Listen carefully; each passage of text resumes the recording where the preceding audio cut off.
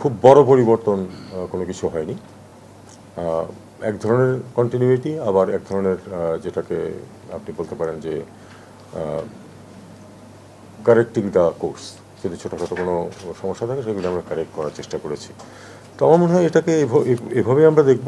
নির্বাচন একটা তারিখ আমরা জানি যে 1 অফ ফেব্রুয়ারিতে নির্বাচন হয়ে যাবে, কাজে 2-2.5 মাস সময়ের মধ্যে আছে। মেজর কোনো পরিবর্তন এর মধ্যে আমরা প্রত্যাশা করছি না। আমরা আশা করছি যে আমরা একটা ভিত্তি তৈরি করে দিয়ে যাচ্ছি, যেটার উপরে হয়তো আগামী সরকার যারা গঠন করবেন তাদের জন্য পলিসি নির্ধারণ সহজ হবে, এইটুকুই। তবে একটা কথা এখানে অ্যাড করতে চাই আমি, সেটা হলো যে আমরা একটি অন্তর্বর্তী সরকার, যেটা বাই ডেফিনেশন কিন্তু টেম্পোরারি।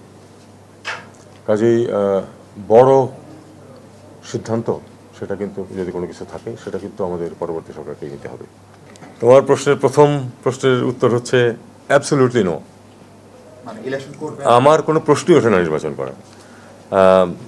আর আমরা এখন পর্যন্ত যা জানি একজনই তার আগ্রহ প্রকাশ করেছেন, আসিফ মাহমুদ সজীব ভূঁইয়া। আর কেউ বলেননি। আমিও জানি না যে আরও কেউ নির্বাচন করবেন কিনা।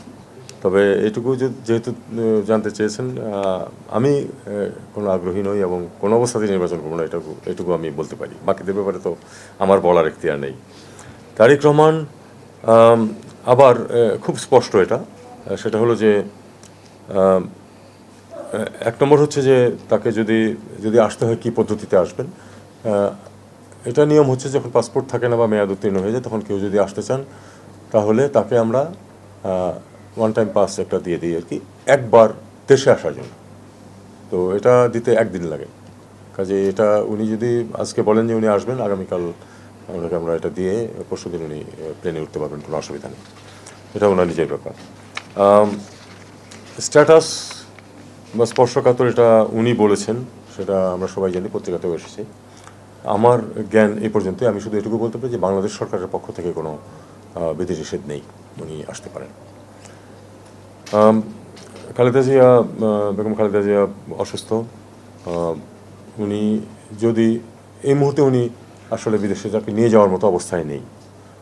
যদি একটু ইমপ্রুভ করে তাহলে নিয়ে যাওয়া হবে, এবং সেজন্য বিভিন্ন অ্যারেঞ্জমেন্ট পার্টির পক্ষ থেকে করা হচ্ছে। আমরা সহায়তা করতেছি, যেটুকু যেখানে সহায়তা প্রয়োজন আমরা করব, এতে কোনো সন্দেহ নেই। বুড়িমারির ব্যাপারটা আমার খুব ভালো জানা নেই। এটা কিছু টেকনিক্যাল সমস্যা দাঁড়ায়, কিন্তু ভুটানের প্রাইম মিনিস্টার তো এসে ঘুরে গেছেন।